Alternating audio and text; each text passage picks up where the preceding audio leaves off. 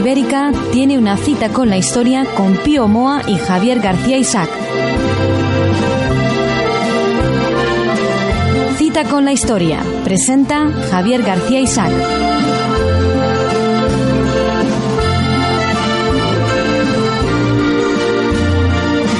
Cita con la historia, cita con don Pío Moa aquí en Cadena Ibérica. Don Pío, muy buenas tardes. Hola, buenas tardes. Bueno, llevamos 2 programas dedicados al desastre del 98. Sí, porque es el inicio del siglo XX y sus consecuencias llegan hasta hoy, como veremos hoy precisamente. Y precisamente vamos a hablar de eso, de sus consecuencias. Eso en el primer capítulo, que todos ustedes lo pueden tener o bien en Cadena Ibérica o bien en el programa de YouTube Cita con la Historia, sí, o en iVoox.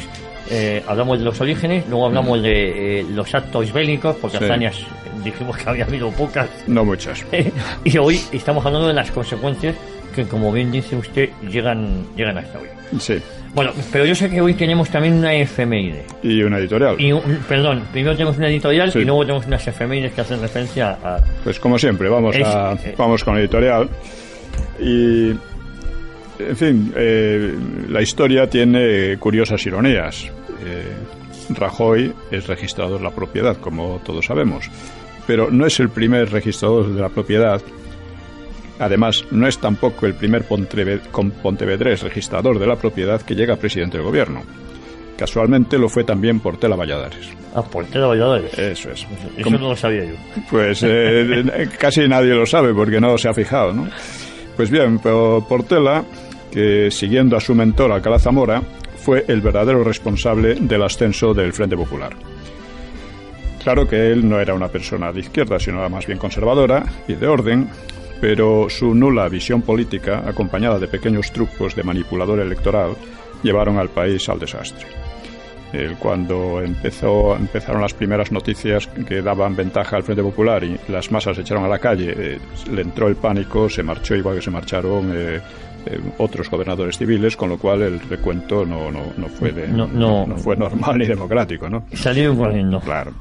Y casualmente Rajoy sigue una política muy semejante. Su pensamiento político se resume en 2 frases: la economía lo es todo y el tiempo pone a cada cual en su sitio. Esto último puede ser cierto, porque todos acabamos en el cementerio. Y por otra parte, habría que ver dónde le ha venido poniendo a él como seguidor de Zapatero, ¿no? Le ha puesto el tiempo hasta ahora, ¿no? Y lo primero, de que la economía lo es todo, es una simpleza sin más, que ni el marxista más burdo sostendría.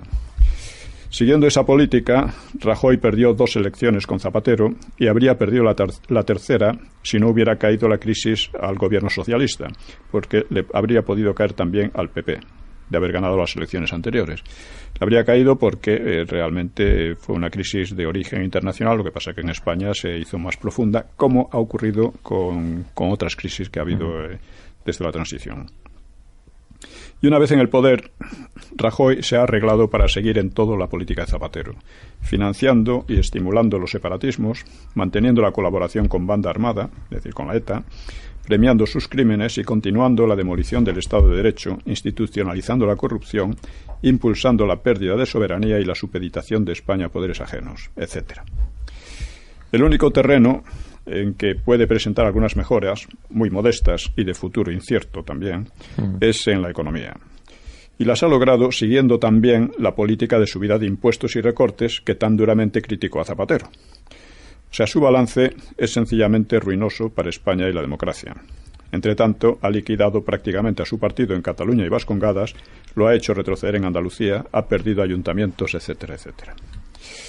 El Frente Popular, como se recordará, fue una alianza entre izquierdas y separatistas, algo que vuelve a vislumbrarse gracias al PP dirigido por otro registrador de la propiedad, pontevedrés. No es que los pontevedreses, yo soy también pontevedrés de Vigo, vamos. Pero es lo que iba a decir, usted también es cercano. Es una especie de broma de la historia, sí, ¿no? Sí, realmente no hay ninguna relación de causa-efecto. No, pero bueno, es una similitud entre Portela Valladares y Mariano Rajoy, ¿eh? Sí. Espero que no acabe igual la cosa. Sí, como una idea, sin ninguna idea alta, que diría Azaña, pues solo produce putrefacción del sistema, pues se da la paradoja de que Podemos es el mejor aliado del PP. Ambos se desarrollan en simbiosis.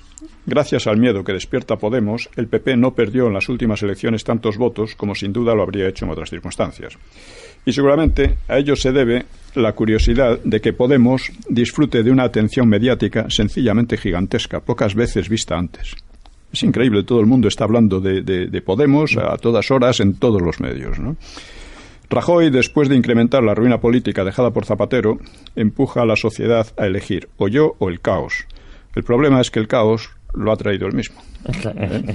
Hay un chiste de Ramón que se ven a unos en un meeting diciendo o nosotros o el caos. La gente que dice el caos. Y dice, no importa, también somos nosotros. Bueno, es un chiste que tiene mucho sentido en estas circunstancias, ¿no? Bien.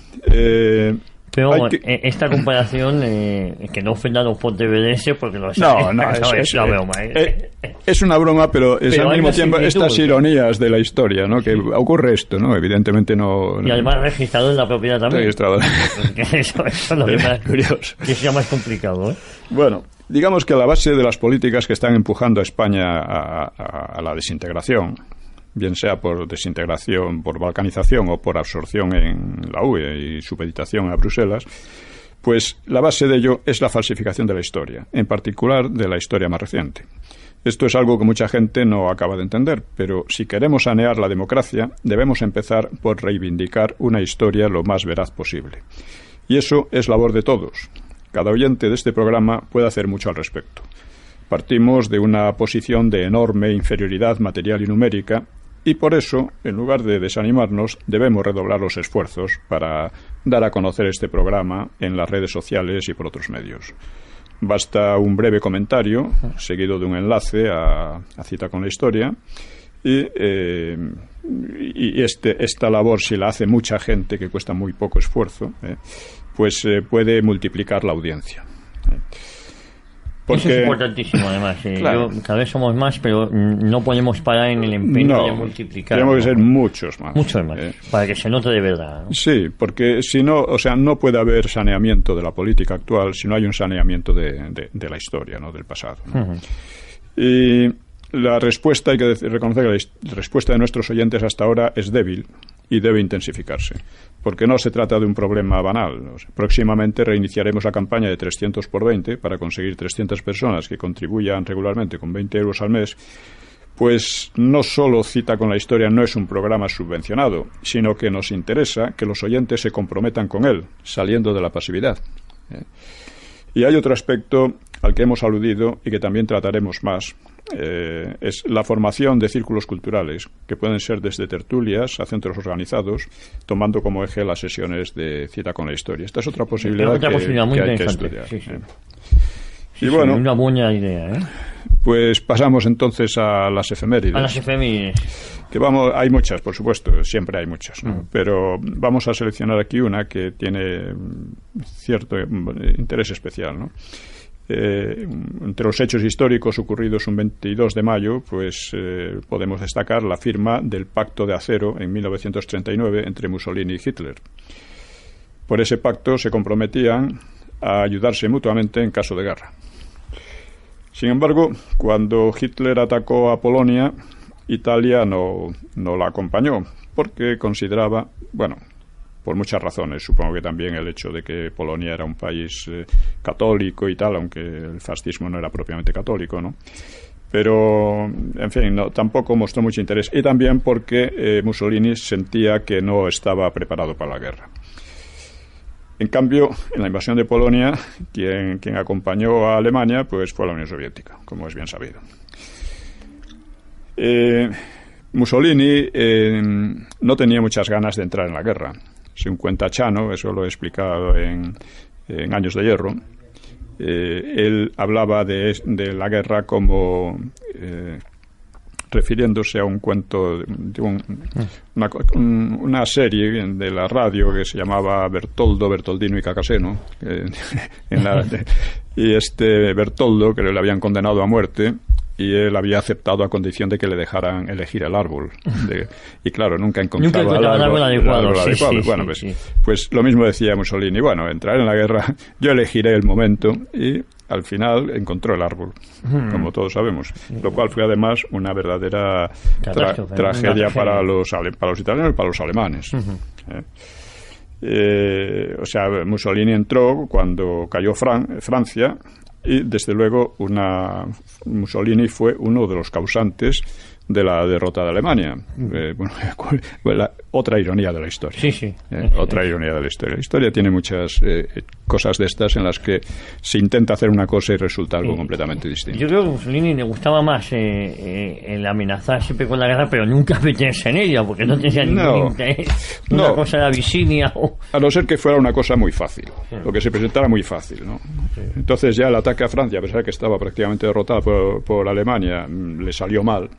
Luego se le ocurrió atacar en Grecia. En Grecia y Libia. En Libia los ingleses enseguida dieron... Es que estaba muy mal preparada. En gran parte del ejército italiano estaba muy mal mandado y tenía... en cierto modo era un ejército vistoso y tal, pero mal organizado, incluso también con armas atrasadas, etcétera, ¿no? Y al final fue una carga para Alemania, casi más que una ayuda. Fue una enorme carga para Alemania y en cierto modo fue uno de los que derrotaron a Hitler sin quererlo, claro. Curiosamente. Ironía. Le retrasó, por ejemplo, la invasión de Rusia, ¿no? Y el Conexiano, que era el yerno de Mussolini, estaba casado con una hija del Duce. Que luego le traicionó. Y luego le fusilaron. Con la República de Salvo. Es apasionante la vida del Conexiano. También. Bueno, entramos entonces... Entramos en materia, desastre del 98, las consecuencias. Bueno, hemos visto los antecedentes, cómo se fue preparando, cómo era inevitable la guerra, porque USA la quería y la preparaba y la provocaba deliberadamente, a no ser que se cediera ya de antemano una rendición por anticipado, ¿no? Hemos visto también que España tenía posibilidades importantes, ¿no? En una guerra corta podía haber ganado, porque la desventaja material no era demasiado grande, pero el problema casi siempre se alude a esa desventaja material, que no era muy grande, insisto, pero el problema principal, la deficiencia principal, como hemos visto, era el derrotismo de los dos almirantes, Montojo y Cervera, que ya con esa, o sea, cuando un mando es derrotista, la derrota está casi segura, ¿no? Bien, vamos a ver ahora las consecuencias, que fueron por una parte internacionales.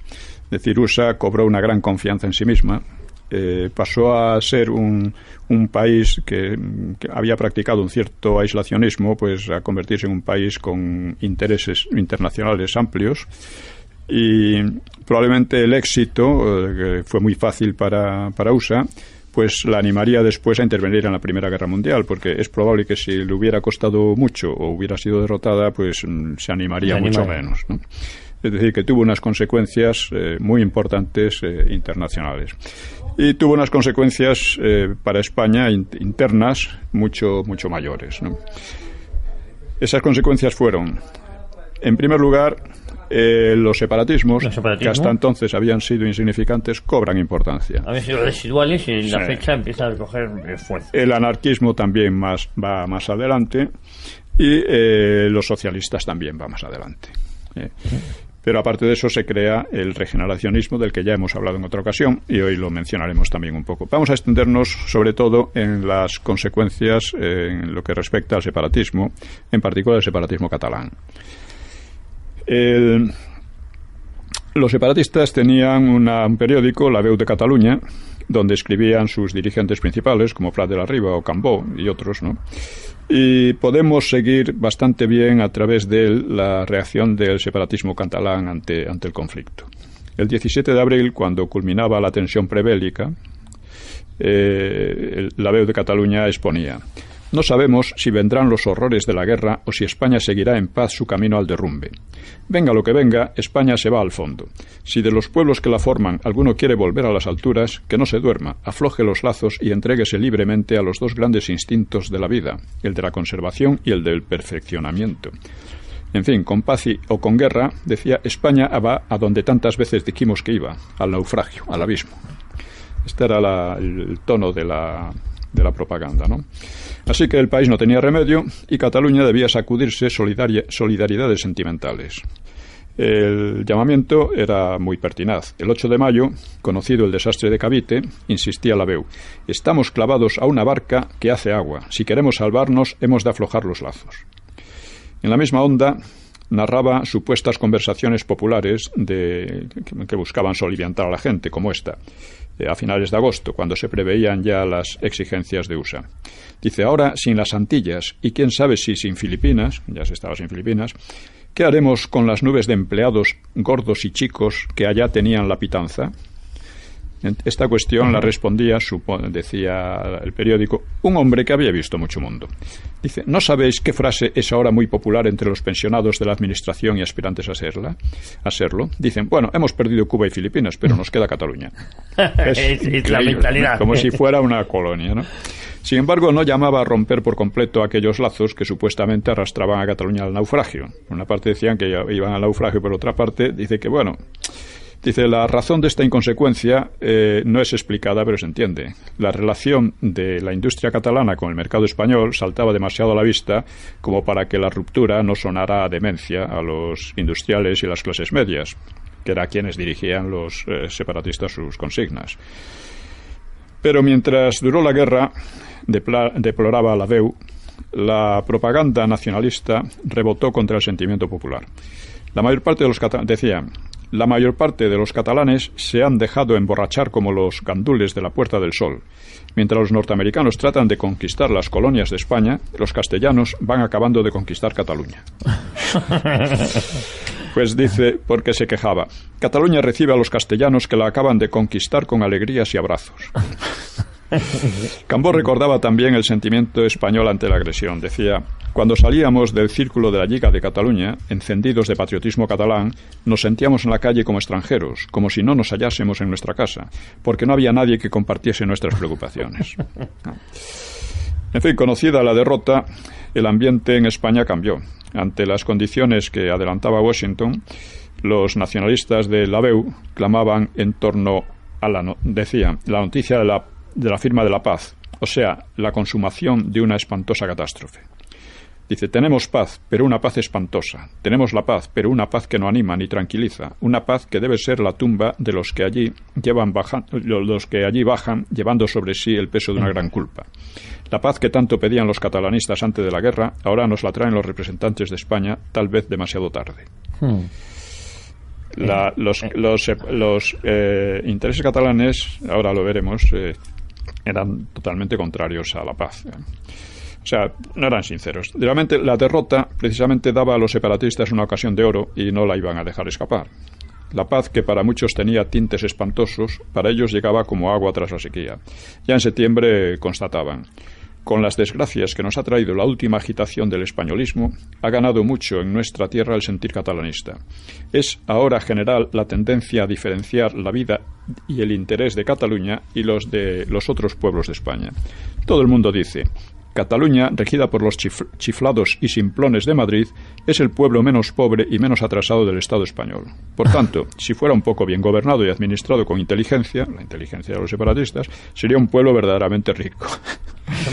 Ese era el tipo de problema que sigue existiendo y que se basaba en el en el racismo, como ya hemos visto en otras ocasiones, ¿no? Y esta propaganda la constató el poeta nicaragüense Rubén Darío, que llegó a España el 1 de enero de 1899, y que él traía consigo la simpatía que la guerra había despertado en Hispanoamérica hacia España. Hubo un movimiento de solidaridad hacia España, ¿no? Decía: el país maternal que el alma americano-española, ha de saludar siempre con respeto, porque si ya no es la antigua poderosa, la dominadora imperial, amarla el doble. Y si está herida, tender a ella mucho más. En Barcelona, en cambio, encontró el ambiente separatista preconizado por la Veu. España, le dice alguien, es la gran familia compuesta por muchos miembros. Estos consumen, estos son bocas que comen y estómagos que digieren. Y esta gran familia está sostenida por dos hermanos que trabajan. Estos dos hermanos son el catalán y el vasco. Por eso es que protestamos solamente nosotros, porque estamos cansados de ser los mantenedores de la vasta familia. Entre las clases medias, eso lo decían, ¿no? Entre las clases medias, dice, abundan los autonomistas, los francesistas y los separatistas. pues no faltaban quienes especulaban incluso con una unión a Francia, pese a su centralismo mucho más drástico y uniformizante que el de Madrid. La raíz de los males, según Laveu, era dice: no hay símbolos como el Don Quijote para la raza que ha llevado a España a la actual ruina. La raza que ha llevado a España a la ruina. La imagen del caballero manchego aparecía como la negación misma del espíritu catalán, que según ellos era práctico y sensato, y no se le ahorraban desprecios, así como al idioma de los hidalgos. Dice: hora es de que España aproveche la experiencia, pero no tengáis miedo, no la aprovechará. Es la eterna patria de Don Quijote, tal que como tal ha obrado y obrará siempre. Identificar con el hidalgo manchego a los políticos madrileños, que por lo común eran muy sanchopancescos, tenía cierta comicidad involuntaria, pero tampoco importaba mucho, era cuestión de soltar, de crear estereotipos. De crear estereotipos. Vamos bien, si le parece vamos a ir a publicidad en 5 minutos. Bien. Tenemos tiempo. Sí, bien. Además, decía Laveu, para la gente de Madrid, nuestra industria es una mina inagotable. De ahí que criticase iniciativas como la del jurista catalanista Durán Ibás, deseoso de una regeneración global de España. Los catalanes, decía, solo debían preocuparse de sí mismos. Y el estado menesteroso en que parecía haber quedado Madrid, pues ofrecía las mejores oportunidades para dar una lección a sus, según ellos, arrogantes y siempre ineptos y necios políticos españoles. Y ellos insistían: la situación del Estado español es desesperada, y por tanto, y no tanto por la derrota como por la quiebra de la Hacienda. Dice, de Cataluña son la industria del comercio, y su poder es tan importante que pueden y deben hacerse respetar por los políticos españoles. Por todo lo cual, es decir, hay siempre una cosa entre nos separamos y vamos a ver qué aprovechamos. Vamos a ver qué aprovechamos, ¿no? Por todo lo cual creía oportuno aconsejar: conviene que nuestros fabricantes no olviden el carácter de los castellanos. Ellos son fuertes ante el débil, orgullosos ante el humilde, siempre soñadores, siempre idealistas. Con ellos son inútiles todas las razones nacidas de la convicción, hija del cálculo y de la práctica. En fin. Por lo tanto, se imponía un trato duro e intransigente al Madrid, ya humillado por la potencia yanqui. Criticando claudicaciones de los republicanos ante el sistema de la Restauración, advertía: quienes hacen cambiar el camino de las naciones, quienes las elevan, no son quienes con carácter afeminado solo saben luchar contra el enemigo haciendo inexplicables equilibrios, sino los caracteres sinceros que no se doblegan. O sea, ellos que siempre habían sido unos enredas y unos se proponían como Quijotes, aquí aparecen casi como Quijotes, ¿no? Yendo más allá, en un artículo comparaba el año 1714, que fue el triunfo de Felipe V, y que según ellos había arrebatado la libertad al Principado. La libertad que ellos tenían, la libertad de los nobles y de los comerciantes para machacar al pueblo de una manera increíble. Es lo que se debe a que es la diada. Lo hemos visto, lo hemos hablado. En un capítulo, efectivamente. Sí. Decía: es hora de que Cataluña, encarándose a los que gobiernan, les diga: vuestra dominación me ha sido fatal. Solo puedo esperar la muerte de vosotros y yo deseo vivir. España está definitivamente perdida. Su tan pregonada regeneración es un imposible. En fin, yo, si le parece, don Pío, llegados a este punto, nos vamos a publicidad, hacemos bien. De acuerdo, muy bien. Y continuamos ahora mismo aquí en Cita con la Historia, Cita con don Pío.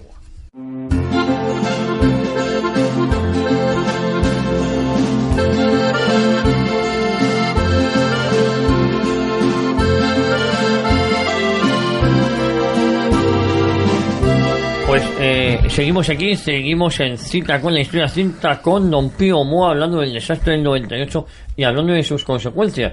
Sí. Y estamos en un interesante relato que nos estaba usted comentando, don Los Pío. separatistas catalanes, cómo se aprovechaban la situación para vamos, en fin.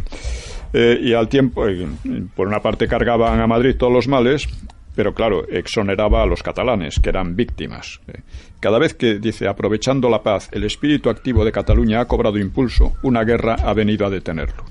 ¿De qué vale que los productores catalanes crean creen una industria poderosa, orgullo de nuestra raza, que los payeses saquen pan de las piedras a fuerza de trabajo y energía, que los establecimientos de crédito sean ejemplo de buen sentido y administración, si una política interior y exterior que se avergüenza del cálculo y la previsión, que no quiere pensar en el mañana y que hace gala y vanagloria de no sopesar las consecuencias de sus actos o la dificultad de sus empresas, pone a cada momento en peligro de muerte estas creaciones del genio catalán.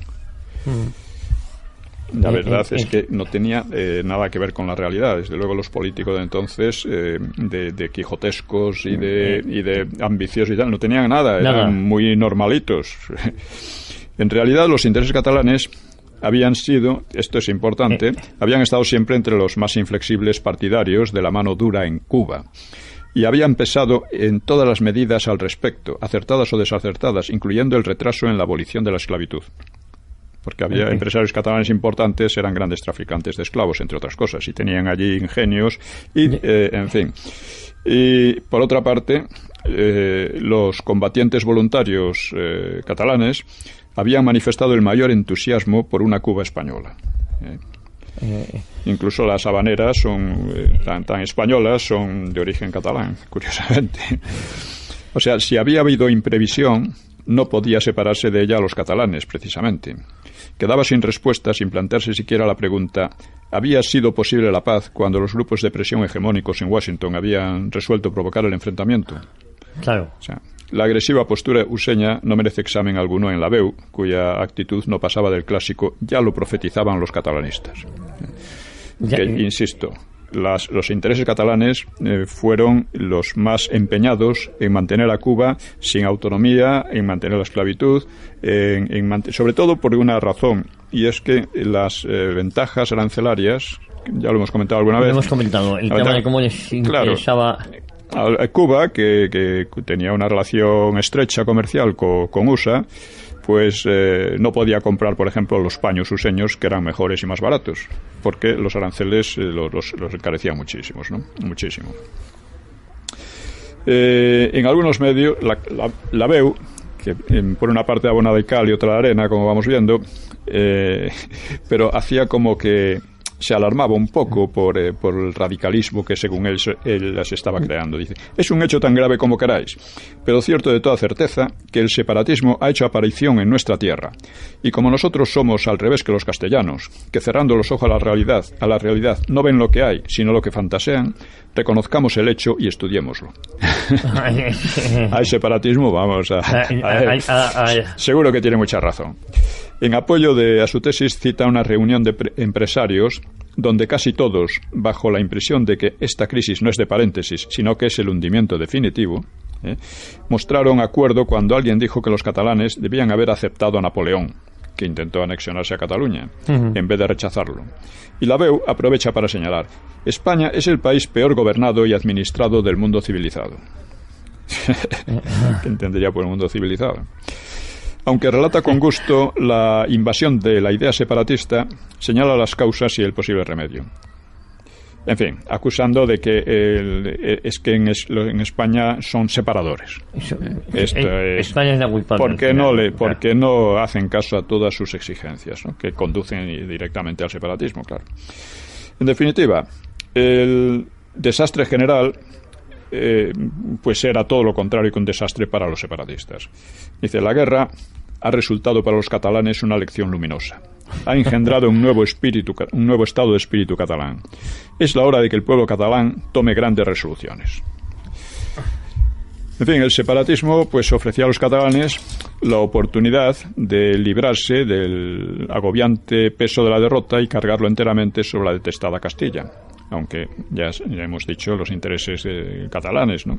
Y como suele ocurrir, no faltaron quienes recibieron con alivio la explicación y la incitación. Señala Cambó: diversos hechos ayudaron a la rápida difusión del catalanismo y la aún más rápida ascensión de sus dirigentes.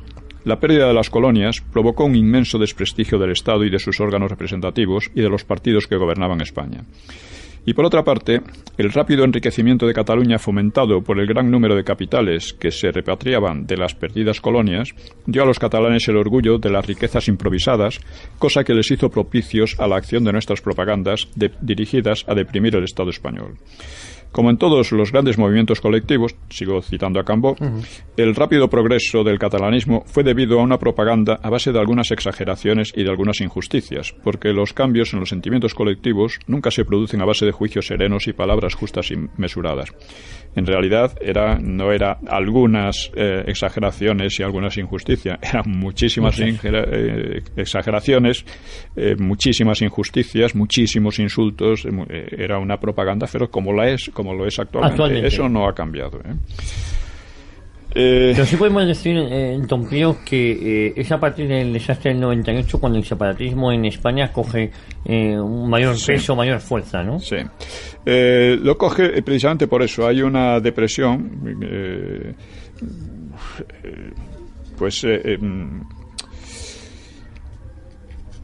hay una depresión un poco que es una depresión puramente moral, que no tenía base real, no tenía base real para ello, pero que estos además creían que ya España se hundía y que ya era su oportunidad, pero luego resultaría que no era tan fácil, ¿no? Luego ellos trataban al mismo tiempo a todos los catalanes que no pensaban como ellos, que eran la gran mayoría, a pesar de que ellos estaban aumentando, pues legándole su calidad de catalanes, ¿no? Eso es. Ellos tenían el derecho a pensar o opinar quién era el auténtico catalán. Por ejemplo, en el terreno cultural explicaban, un autor cuya lengua vehicular no sea el catalán no forma parte de la literatura catalana. Como dice el poeta Narcís Comadira, los escritores que escriben en castellano en Cataluña son catalanes escritores, pero no escritores catalanes. Nunca he negado que aquí se puedan hacer poesía en lengua castellana o otra cualquiera, pero no hacen poesía catalana. Son catalanes que hacen poesía castellana o española, si lo prefieren. Es decir, la cultura catalana no es española. Y la gran obra literaria de los catalanes en el idioma común español a lo largo de los siglos no es catalana. Eso es lo que vienen a decir. Esto ya lo digo yo. Y ello pese a que el español común no solo es conocido de todos los habitantes de la región, sino que la mitad de ellos, aproximadamente, lo tienen por lengua materna, en realidad más, el 55%, contra el 35% que hablan catalán, y de comunicación habitual.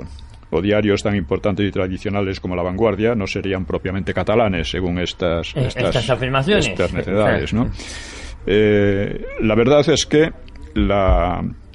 el castellano ha enriquecido enormemente la cultura catalana, que si fuera exclusivamente en catalán sería una cultura muy, muy provincial.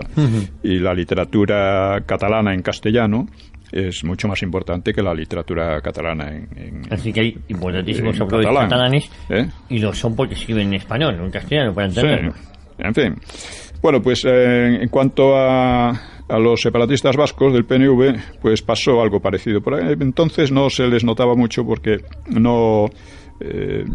el periódico de Arana suspendió su periodo, el Baserritarra que se llamaba, y lo suspendió el propio Arana en 1897 y solo lo reanudó casi 2 años después, ¿no? Ya pasado esto. Pero básicamente su propaganda seguía lo mismo. Incluso había felicitado a Arana al presidente Useño por su victoria sobre España, ¿no? Sí. Pero el tono siguió siendo, en cuanto reapareció, lo mismo: la invasión maqueta, los improperios contra los vascos maquetófilos y exhortaciones como esta, ¿no? Agrupémonos todos bajo la misma bandera, fundemos sociedades puramente vascongadas, escribamos periódicos vascongados. Empleaban el término vascongado, que ahora es tabú, ¿no? Creemos teatros vascongados y escuelas vascongadas y hasta instituciones benéficas vascongadas. Que todo cuanto vean nuestros ojos, oigan nuestros oídos, hablen nuestra boca, escriban nuestras manos, piensen nuestras inteligencias y sientan nuestros corazones, sea vascongado. Bueno, es curioso y gracioso como usted lo comentaba, el término vascongado, que ahora mismo es un término tabú, ahí provincia de Vascongadas. Sí, claro. Vascongado significa vasconizado, porque históricamente parece ser que los vascos, propiamente hablando, eran del norte de Navarra, pero que se extendieron sobre las provincias vascongadas. Hubo también un hecho, y es que las provincias vascongadas fueron romanizadas, al revés de lo que se dice, pero en la zona de los valles y en la costa, que pasó algo parecido como en el Magreb, y al caer el Imperio Romano de Occidente, pues los montañeses que pues invadieron aquellas zonas y las destruyeron en gran parte, como pasó en el Magreb con los bereberes, ¿no? Bien. Sí, pero Roma sí estuvo en Vasconia, por decirlo de alguna manera, por entender Sí. la experiencia de Vasconia. Sí, sí, claro. Siempre se dice que hay Es más, los romanos no atacaron Vasconia como a Asturias o a Cantabria, porque los vascones colaboraron con Roma. Correcto. Es decir, no había necesidad de atacar no ni había invadirles necesidad. porque eran amigos, No. eran aliados. Sí. En fin, pero allí lo que dicen es felicitan a USA por su corazón de Don Quijote y su cabeza de Sancho Panza, al revés que los españoles, que tendrían cabeza de Sancho Panza, o sea, corazón de Sancho Panza y cabeza de Don Quijote, o sea, locos, ¿no? O pensamientos como este: no sabemos que tienen en la sangre ciertas razas, que todo cuanto está en contacto con ellas degenera y se prostituye. Ejemplo de ello nos lo da en abundancia la historia del pueblo romano y la historia de las naciones que llevan en su sangre la sangre latina. Mientras en Estados Unidos de América alcanzan las ciencias un grado tal de adelanto que causa asombro, y la América Latina cierra las puertas al progreso y las abre de par en par a todos los vicios. Esto es curioso porque efectivamente las guerras de independencia que dieron lugar a USA, convirtiéndola en una gran potencia en todos los sentidos, en cambio en Latinoamérica dieron lugar, no acaban de levantar cabeza. Esto es una cosa curiosa, ¿no? Sí, o sea, renunciando a toda su herencia anterior, porque lo han hecho renunciando a toda su herencia anterior, a toda la tradición española, negándola. Ha sido hechas además en gran parte por masones, etcétera, que odiaban a España de una manera fundamental. Y bueno, algo tendrá todo esto que ver, ¿no? Claro, y además, corríjame si me equivoco, esa influencia masónica era bien inglesa o francesa, con lo cual en el campo de operaciones... Sí, hay un problema histórico en España, y es hasta qué punto la tradición... Primero, un país que renuncia a sus tradiciones y no construye sobre ellas, casi siempre provoca su propia ruina. Esto ha pasado aquí. Y no, tampoco España acaba de levantar cabeza, ¿no? por estas cosas, porque es muy difícil transformar es difícil, es como esas personas que tratan de imitar a otras y que nunca son ellas mismas. En fin, es una consideración un poco por encima, pero bueno. El caso es que a partir del 98 también el PNV avanzó, empezó a conseguir algunos concejales, algunas cosillas aquí y allá, y aunque eran débiles, pues alarmaron a un gobierno que estaba en plena resaca del desastre, de modo que fueron suspendidas las garantías constitucionales en Vizcaya y cerrado el periódico y el Centro Vasco. Sin embargo, el impulso estaba dado y el separatismo seguiría creciendo en los años siguientes, si bien dentro de unas dimensiones modestas, para permanente disgusto de Sabino Arana. Decía él: muchos son los que se dicen amantes de Euskera y pocos, sin embargo, los que obran en consecuencia con esas afirmaciones. Se quejaba, estaba quejoso de que no había... Sí, que no tenían bien. Fervor. Bueno, los improperios de Sabino Arana contra los vascos que no le hacían caso, que eran la inmensa mayoría, pues son tremendos y constantes, ¿no? El PNV también trató de crearse una personalidad internacional, enviando telegramas de felicitación a autoridades británicas o useñas, o un mensaje de bienvenida a una fragata argentina llegada a Bilbao. Y en Cataluña pasaba lo mismo. En julio del 89, una recepción a la escuadra francesa pues dio lugar a que grupos separatistas provocaran tumultos con gritos como Cataluña libre e incluso Cataluña francesa, reveladoras del deseo de desmarcarse del triste destino español. Más bien que de sincero aprecio por el vecino país, ¿no?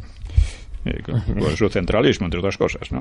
Claro. O sea, tradicionalmente la oposición de España a Francia es una herencia de Aragón y de Cataluña. En Castilla, en cambio, casi siempre ha sido atendido a una alianza, ¿no?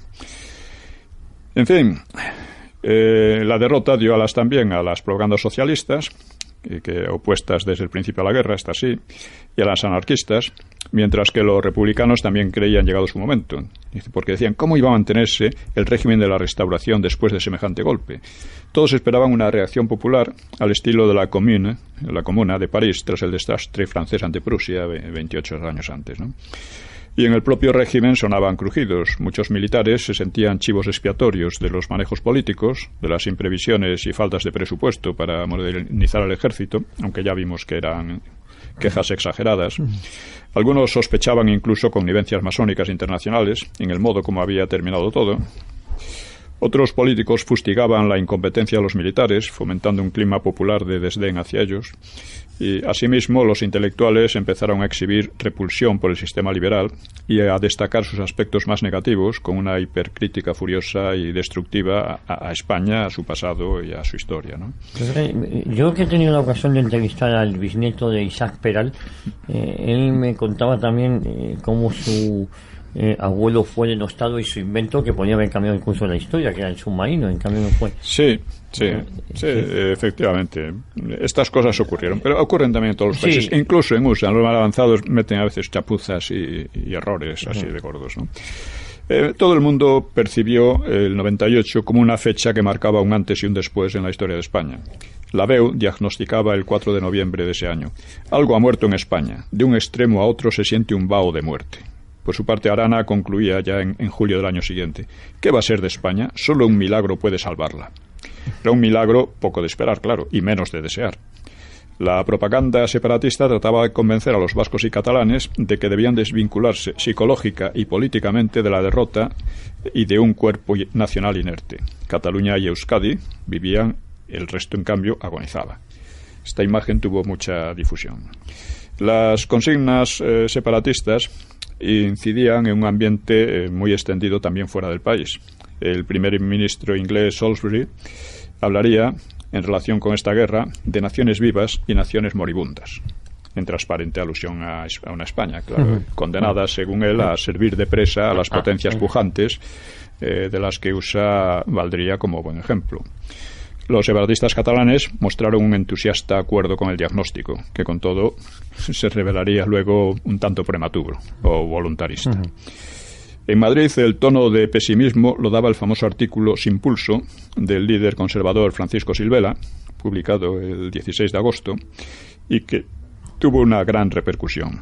A su entender, en el país donde quiera que se ponga el tacto no se encuentra el pulso, y la situación le parecía próxima a la descomposición y a la muerte. El intelectual Ricardo Macías Picabea, un vasco degenerado, según Arana, era de padre leonés y madre guipuzcoana. De ahí venía la degeneración, ¿no? Bueno, pues escribió por esos meses el problema nacional, con frases parecidas. Dice: no estamos enfrente de la muerte que amenaza, no se trata de salvar al enfermo moribundo. Al acabar el año, el periodista y político liberal Julio Burrell, creía constatar en el Heraldo de Madrid la extinción de toda energía y de todo aliento. Lo peor de este balance es la fe destruida, el espíritu nacional sin bríos para recobrarse, los particularismos, los egoísmos, los escepticismos de toda especie desperezándose al sol. También había anunciado Silvela: el riesgo es el total quebranto de los vínculos nacionales y la condenación por nosotros mismos de nuestro destino como pueblo europeo. En fin, la verdad es que, extrañamente, tras unos conatos de revuelta en Madrid, prevaleció en el pueblo un clima pasivo de decepción y de abatimiento, incluso de aparente indiferencia, que muchas veces ha sido descrito. Silvela observaba: todos esperaban o temían algún estremecimiento de la conciencia popular. Solo se advierte una nube general de silenciosa tristeza. No se oye nada, no se percibe agitación en los espíritus ni movimiento en las gentes. La BEU se sorprendía el 4 de noviembre de que la noticia del desastre se ha extendido a toda España sin producir ninguna explosión de sentimiento ni señal de la más pequeña conmoción. La gente ve la noticia de la consumación, del aniquilamiento de España, y no siente nada, no se mueve nada.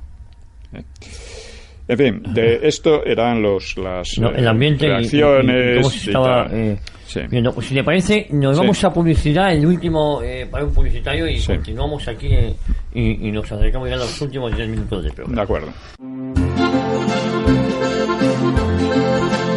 Pues continuamos en Cita con la Historia, Cita con don Pío Moa, las consecuencias del desastre del 98. Estamos hablando de una de las consecuencias que está llegando a nuestros días, que es el separatismo catalán y el vasco. El vasco, el socialismo, el anarquismo. El anarquismo, eso inauguraba el siglo XX, ¿no? El republicanismo también, ¿no? El republicanismo, sí. Y hubo todo esto, ¿no? Sin embargo, a pesar de los siniestros augurios del 98, pues España iba a superar bastante bien la prueba, al menos a medio plazo. O sea, comprender las razones exige considerar la situación en su conjunto y el carácter del régimen de la restauración y sus desafíos. La España que entraba en el siglo XX a través del desastre podía considerarse una potencia menor en Europa. El continente se dividía en un sector rico e industrializado, compuesto por los países del centro, norte, oeste, rodeado por una periferia mucho más pobre y agraria, que se extendía desde Irlanda a Finlandia, por los países mediterráneos, salvo Francia, y por el este europeo. Incluso entonces Noruega y Suecia eran países pobres, ¿no? España pertenecía a la última zona, a la menos rica, pero dentro de ella tenía una posición pasable, solo inferior a Italia y alguna otra nación. O sea que no era tan desastroso como decían, ni mucho menos. Sí, como el pesimismo que se nos ha vendido siempre, ¿no? Aunque había atraso en casi todos los órdenes con respecto a la vecina Francia, que era el país más influyente cultural y económicamente en España desde comienzos del siglo XVIII, ¿no? Y que era tomado como referente por buena parte de las clases políticas y de los intelectuales en España, ¿no? Si en Francia el analfabetismo afectaba en 1900 a un 18% de la población, en España llegaba al 56%. Y en zonas especialmente pobres, como Andalucía Oriental, Galicia o las Islas Canarias, podía superar el 80%. La calidad de la enseñanza universitaria era baja, especialmente en ciencia y técnica, y la élite de personas competentes era reducida en casi cualquier conocimiento avanzado. La renta por habitante ascendía a un 54% de la media de Francia y Gran Bretaña, frente a un 58% de Italia y 75% de Alemania. O sea que se hallaba además peor distribuida y con diferencias regionales muy acusadas. España, por otra parte, tenía zonas agrícolas muy productivas, sobre todo en Valencia y Valle del Guadalquivir, pero también padecía de terrenos pobres y lluvias débiles en la mayor parte de su extensión. Y en el húmedo norte, pues el minifundio y el suelo abrupto perjudicaban la agricultura, ¿no? La hacían menos productiva, etcétera. Dominaba el latifundio en Extremadura, Andalucía y Castilla la Nueva, etcétera, ¿no? El hambre causaba directamente unos 300 muertos al año y muchos más indirectamente por enfermedades. Estas cifras volvieron con la República. Fueron descendiendo y en la República volvieron. Aumentaron. El índice de mortalidad infantil contaba entre los más altos de Europa. Y la industria se localizaba de modo muy principal en las provincias de Barcelona y Vizcaya, y los servicios predominaban en centros de comunicaciones o de burocracia nacional o regional como Madrid, Zaragoza, Sevilla o Valencia. Esto era así, pero no era tan grave. Es decir, pasaba en todos los países en mayor o menor medida. O sea, en Inglaterra estaba toda Inglaterra industrializada, eran 3 o 4 grandes ciudades, exactamente, ¿no? Pero mucho mejor industria y mucho más potente, más masiva, más potente, claro. La política económica tendía a proteger esos núcleos industriales de Valencia y Vizcaya mediante fuertes aranceles a las importaciones. Los separatistas vascos y catalanes acusaban sin tregua a Madrid, pero indudablemente la preeminencia económica de sus regiones debía mucho a la política madrileña, muy influida por el empresariado vizcaíno y barcelonés, como está claro, ¿no? Y como el propio Prat de la Riba reconocía indirectamente, ¿no? Por otra parte, no menos atendibles que las acusaciones de los separatistas podían ser las quejas de las regiones agrarias, obligadas a comprar productos más caros que los extranjeros y de calidad con frecuencia inferior. O sea, no vamos a extendernos en esto, pero conviene saber esto. El panorama en conjunto no era muy brillante, pero no se trataba de una sociedad estancada ni una sociedad letárgica, como se decía, ¿no? Aunque seguía predominando la agricultura, con el 60% de la población activa en el sector primario, la vida urbana experimentaba una rápida expansión y un 32% de la población vivía ya en ciudades de más de 10.000 habitantes. Las principales ciudades crecían con rapidez. Madrid y Barcelona pasaban del 500.000 de habitantes, Valencia superaba los 200.000 y Bilbao se acercaba a los 100.000. La producción industrial aumentaba sin descanso, aunque a un ritmo inferior al de otros países europeos. La conciencia de las limitaciones y atrasos nacionales y la presión del ejemplo francés generaban medidas e iniciativas de superación en medio de un notable florecimiento cultural después de un siglo XIX no muy interesante. Entonces, estaba la generación del 98, entre otros muchos, ¿no? Se percibía un creciente interés político por mejorar la enseñanza superior y brotaban grupos autónomos como la Institución Libre de Enseñanza y otros eclesiales. Afrontar retos como una progresiva democratización, la superación del analfabetismo y de la mediocridad universitaria, la reducción de las diferencias regionales, la divulgación de la higiene y la atención médica, no estaba fuera de la capacidad del régimen y de hecho se hicieron planes inteligentes para todo ello y de hecho se progresaba en todo ello, ¿eh? No era la sociedad que estos describían, ¿no? Y esta era un poco el conjunto de la situación. ¿Pero qué pasó entonces?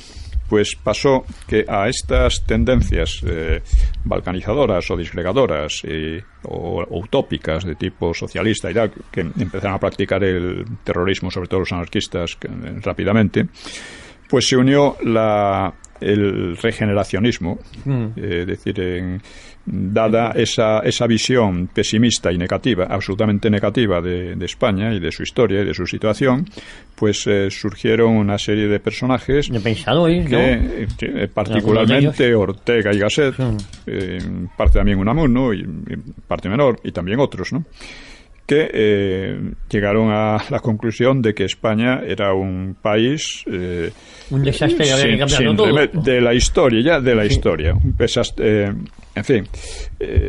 Nos quedan un par de minutos, don Pío. Bien, pues simplemente esto de lo que ya hemos dicho. Eran unos pensadores de cierto nivel en algunos aspectos y de un nivel muy bajo en otros, en el aspecto de histórico y político. Ortega y Gasset no dijo más que, dijo gran cantidad de tonterías. No es que dijera más que tonterías, pero dijo muchísimas tonterías.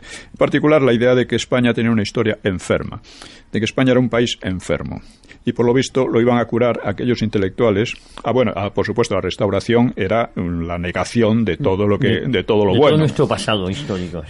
No, la Restauración era la continuación de un pasado nefasto. Y había que acabar con ella como fuera.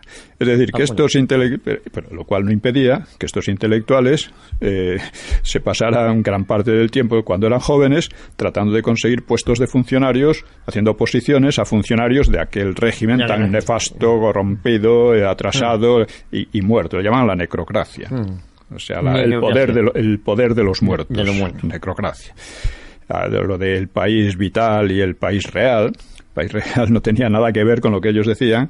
Y el sistema de la Restauración, en principio, que era poco brillante, que tenía muchos fallos, pero había sacado a España de los problemas del siglo XIX, de los continuos pronunciamientos, de los continuos desórdenes, etcétera, ¿no? La guerra civil, lo que pasa es que claro, a partir del 98, con todos estos movimientos separatistas, etcétera, y de regeneracionistas, se crea un ambiente propicio para volver al siglo XIX, que esto fue lo que dio lugar a la ruina de la Restauración, luego la dictadura de Primo de Rivera y luego la República, que fue la gran ocasión de todos estos para regenerar y no regenerar. Al contrario, muchos de ellos salieron escaldados. Pero sí, salieron casi todos escaldados. Claro. Pues, don Pío, vamos a escuchar esta canción. Yo creo que ha quedado bastante claro cómo esas consecuencias del desastre del 98 llegan a hoy día, el separatismo creciente vasco, catalán, sobre todo. Exactamente. Ese clima regeneracionista sigue, o sea, digamos que perturba la política y las convicciones políticas y las ideas políticas de casi todos los partidos. Es hispanofobia disfrazada de regeneracionismo. Bueno, vamos a la canción de Antonio Machín que se llama, don Pío. Noche triste. Viene al caso hoy. Vamos a escucharlo un momento.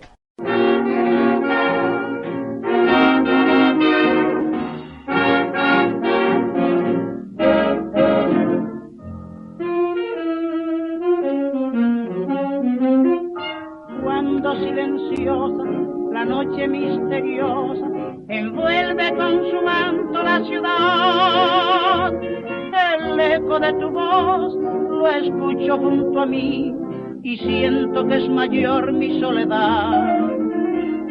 A mi mente acuden recuerdos de otros tiempos y todo se hace oscuro para mí.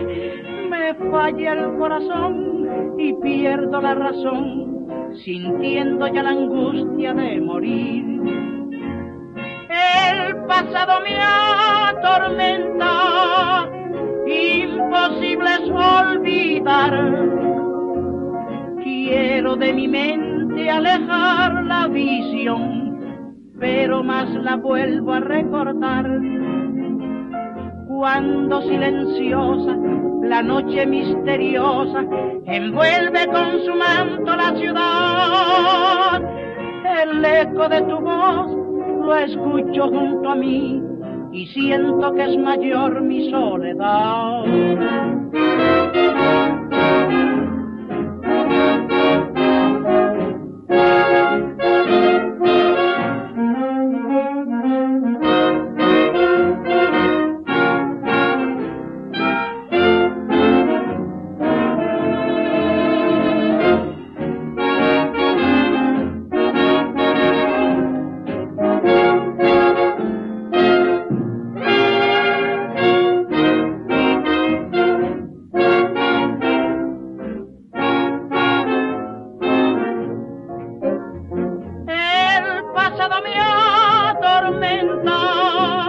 Imposible es olvidar. Quiero de mi mente alejar la visión, pero más la vuelvo a recordar. Cuando silenciosa la noche misteriosa envuelve con su manto la ciudad, el eco de tu voz lo escucho junto a mí y siento que es mayor mi soledad.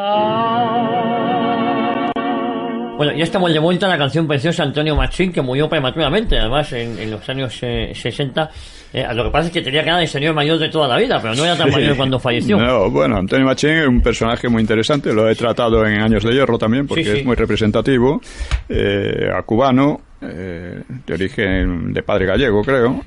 Y bueno, él decía que el mayor acierto de su vida había sido venir a España. Venir a España. Había triunfado ya anteriormente en USA. Era un cantante importante. Su padre no quería que fuera cantante porque decía que esos ambientes eran de gente de mala vida. Lumpen, de mala vida. Sí, o libertinos, lo que fuera, ¿no? Pero su madre se empeñó y bueno. Y salió bien. Salió bien. Bueno, pues esta canción en homenaje a Antonio Machín, en homenaje a Cuba. Sí, en los años 40. A los años 40. Don Pío, no hay tiempo para más. Bien. Me parece que el próximo domingo, el próximo programa, seguimos aquí en Cita con la Historia, Cita con Don Pío Ma. Y a mí me gustaría que la próxima semana habláramos de su último libro, que va a dar la luz ya. Podríamos, sí. Si le parece, a mí me gustaría. Cuyo título es la Guerra Civil y los problemas de la democracia en España. Exactamente. Pues muy bien. Yo ya tengo el placer de tenerlo, con lo cual en animada charla la próxima semana. A todos ustedes, muchísimas gracias por estar ahí, por su fidelidad hacia la cadena ibérica, y les esperamos como cada semana en Cita con la Historia, Cita